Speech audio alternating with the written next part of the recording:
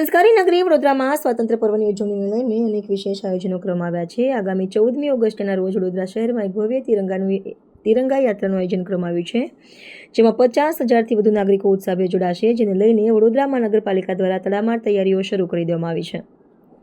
આગામી 14મી ઓગસ્ટના રોજ વડોદરા શહેરમાં નીકળનારી ભવ્ય તિરંગા યાત્રાને લઈને તંત્ર દ્વારા તડામાર તૈયારીઓ શરૂ કરી દેવામાં આવી છે. આ ભવ્ય યાત્રાનો પ્રારંભ શહેરના નવલખી મેદાનથી કરવામાં આવશે. રાજ્યના ડેપ્યુટી મુખ્યમંત્રી હર્ષ સંઘવીની ખાસ ઉપસ્થિતિમાં આ યાત્રા યોજાનાર છે, જેને લઈને વડોદરા મહાનગરપાલિકા દ્વારા તૈયારીઓને આખરી ઓપ આપવામાં આવી રહ્યો છે. તૈયારીઓનો તાગ મેળવવા માટે deputy municipal commissioner Akshay Budania અને વીએન રાજપૂત સહિત વડોદરા મહાનગરપાલિકાની સમગ્ર ટીમ નવલખી મેદાન પર પહોંચી હતી અને સમીક્ષા કરી હતી.